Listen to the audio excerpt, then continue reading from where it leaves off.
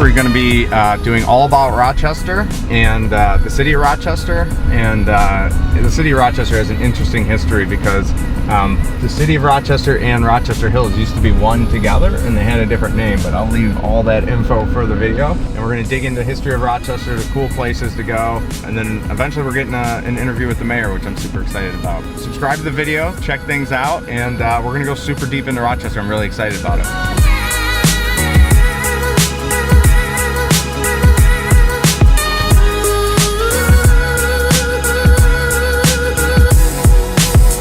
Okay, so we're here in downtown Rochester, and I love downtown Rochester. I'm partial to it, obviously, because I grew up in this community. That said, 1817, this place was founded. It was the first city, first township, first anything founded in all of Oakland County, which Oakland County is massive if you're familiar with Oakland County. It was founded by a guy named James Graham in 1817. He took basically the Clinton River up from Detroit into downtown Rochester, and it was because of all the water in the area that he decided that this was a good area. So for the first 75 years that Rochester was a township, they really relied heavily on their farming community. This is very much a farming community of the past, right? And the mills, and because of all the water. We have Stony Creek, we have Paint Creek, and then we have the Clinton River also, all come through this area, right? And so those mills created a ton of water power for people to use for the mill, like we were at, you know, the Western Knitting Mill earlier, right? And so downtown Rochester was founded as a farming community. The mills help accent that. And get this, they actually bought $50,000 back in the early or mid 1800s or something like that.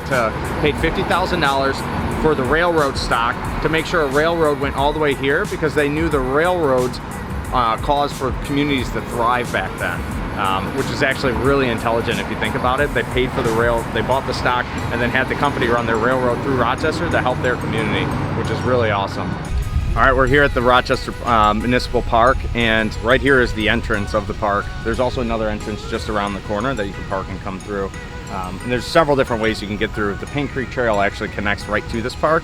So if you're on the Paint Creek Trail, you can pop in, rest, do whatever you want to do, visit the park, and then keep going. So right here is like a sundial that just got developed a couple years ago. It's kind of cool with the history that goes around from the city of Rochester.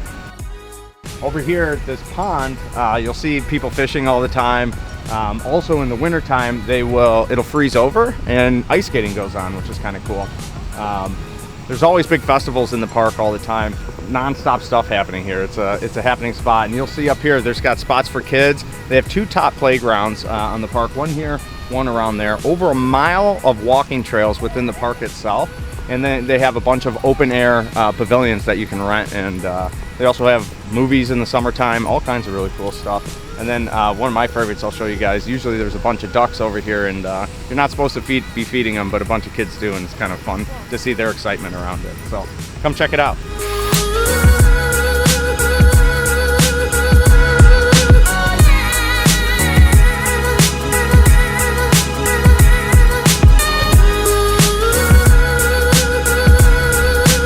One of the things that's cool about this pavilion space, you can hear the creek and the river running here, and that's the Clinton River running right through the middle here. So if you know anything about the Clinton River, I mean, it goes forever. It goes all throughout southeast Michigan, which is pretty cool. And this is where they host the movies, right here.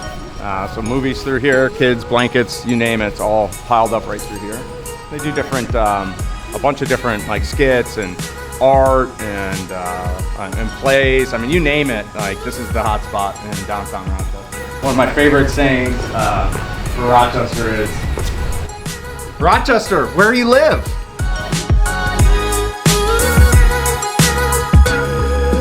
So one of the things I really like about the way they've done this park is the Clinton River runs right through the middle here.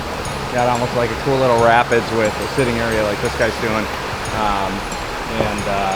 You know, you can see fish coming through, you got wildlife coming through, and you've got benches all along here. You can see kids playing in the water. I mean, it really is a super family friendly park, which is awesome. And then this direction, it backs up to all these, you're good.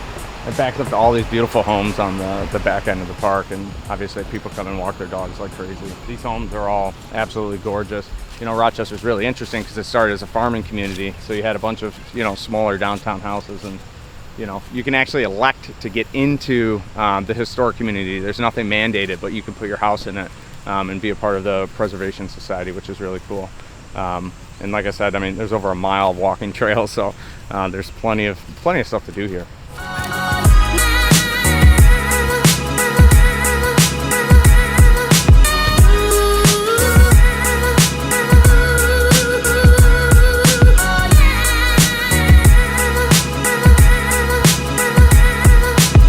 One thing that's super interesting about Rochester is it's home to leader dogs of the blind. Actually, they're in Rochester Hills, but you'll see the leader dogs in downtown Rochester all the time, and so you get to see all the dogs that are getting trained to help the blind and people who need assistance with sight.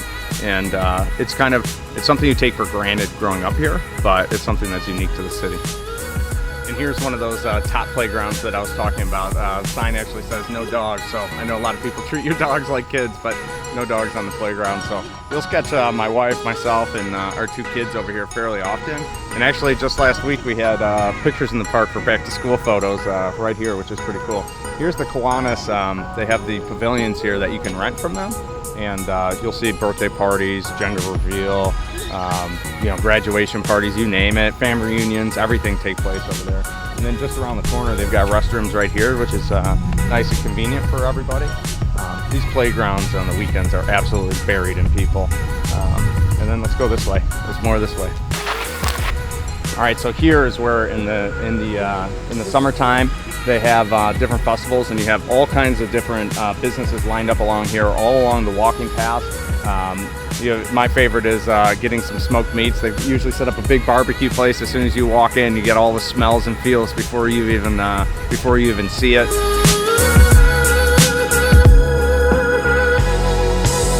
Yeah, so we're on the way to check out the entrance to the Paint Creek Trail where it gets into the Rochester Park. As we're driving, this is the old library, so now it's an office building that I tried to buy a couple years ago. Didn't quite work out, but yeah, it's kind of funny. I have memories of being in the children's section over there, and you can see there's a ton of updates, ton of construction going on. And actually the old, so this is still the administrative building for all the school district. That's the original Rochester, well, I don't know if it's original, but early 1900, I think it was 1917, something like that, high school. And now they're looking to sell it and get rid of it and go build a new building. They ran a feasibility study, and upgrading it and updating it isn't worth the expense versus selling it and just building something new, which is kind of interesting. And so yeah, we're gonna go check out the Paint Creek Trail entrance, and I have a bunch of cool stats about the Paint Creek Trail for you guys. All right, we're here at the other entrance off of Ludlow Road, which is just over there. And this is the Rochester Community House, okay?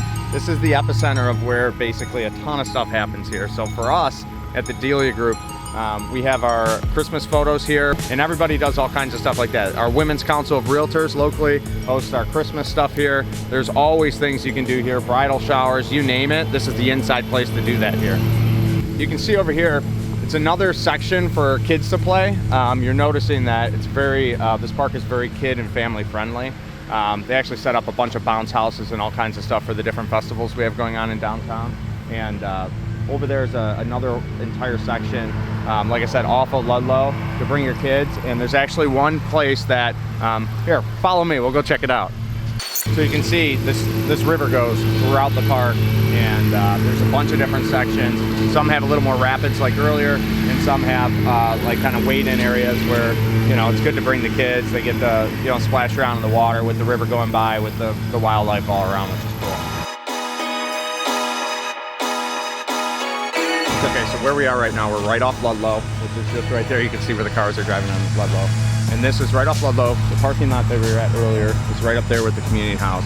And this section is for kids under 5 years old. So if you have kids that are under 5 years old, this is the perfect section to go because you're only going to see kids under 5 over here. And then the bigger kids that are 5 to 12 are over on this playground.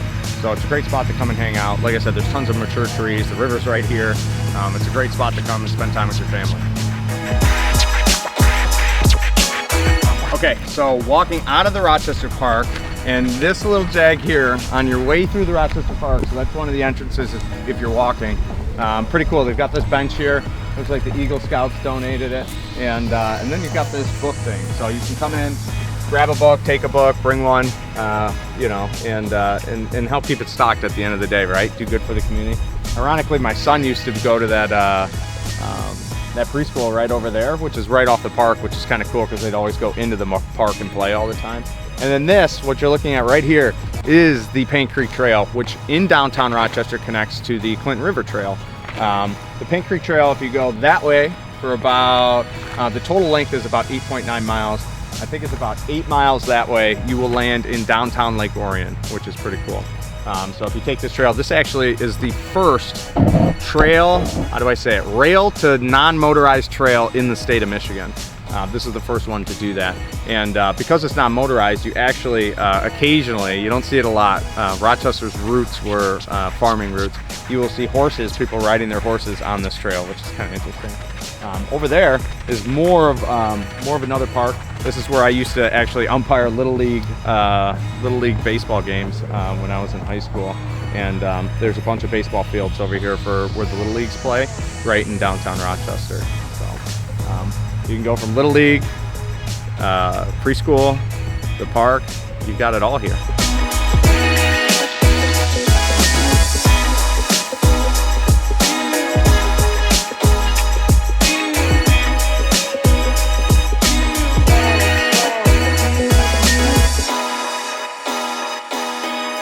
We're here in historic, the Western Knitting Mill, okay? And this place is one of my absolute favorite buildings in downtown Rochester. So it was actually constructed in 1844, and Rochester is generally a farming community, and it has a bunch of mills, one of which is this, that sustained the population early on. And inside here is the Rochester Mills Brew Co., and it's the largest producing beer co. in the state, which is really cool. Check out our future video interviewing with the manager and sampling some of their product, their different beers and their different food. What's cool about the Western Knitting Mill back in the day is they created, for World War I, they created all the gloves, all of the scarves, everything needed for the soldiers in World War I out of this facility, which is awesome. We're here in front of the Royal Park Hotel. It's a 4-diamond AAA award-winning hotel. I don't know what all that means, but it sounds super fancy. It has 143 luxury rooms within it. Cool fun fact about it, Tiger Woods stayed here once and rented out an entire floor when he was playing golf locally. This also houses the Park 600 bar and kitchen, okay? It's one of my favorite restaurants in downtown Rochester. They actually have a beautiful outside patio that has the creek that runs through the back of it, and it's a really great place. It's a fun place to come and hang out and get dinner with family or just go out for some drinks. Yeah, check out the future video interviewing both the restaurant manager and the hotel manager. Okay, so a couple cool things that the Royal Park Hotel's been doing is they actually just built, and this is new to Rochester, they built some luxury condos off the back of it that have all the hotel amenities, which is really cool. So for a cool $1 million and change, you can buy one of those condos and they all sit right there in that back building, and you have the whole access to all of the hotel amenities within the building, which is really, really cool. And right here, this creek runs all the way through downtown, you know, through the park, and you know, Rochester's founded on its water power. That's why you have all the mills. That's why you have all the farming that's in this area. Okay, so just outside where we're driving down into downtown, on the right-hand side from the hotel, which is also the north side, the Rochester Public Library is there. It's one of the largest public libraries in Michigan. It's the new one, not the old one that's over there, the new one that's there. And by new, I mean like early 2000s. I don't know exactly when it was built, but yeah, so it's great. I hadn't been in there in a while. I just got in there for the first time last week because my son had a bunch of books and we had to renew our library card, and it's as awesome as I remember it.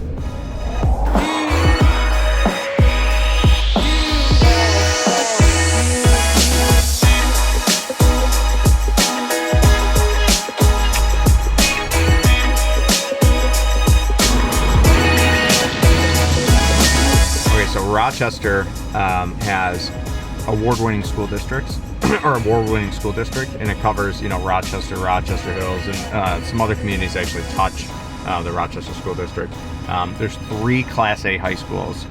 It's such a big city. You've got Rochester, Rochester Adams, and Stony Creek.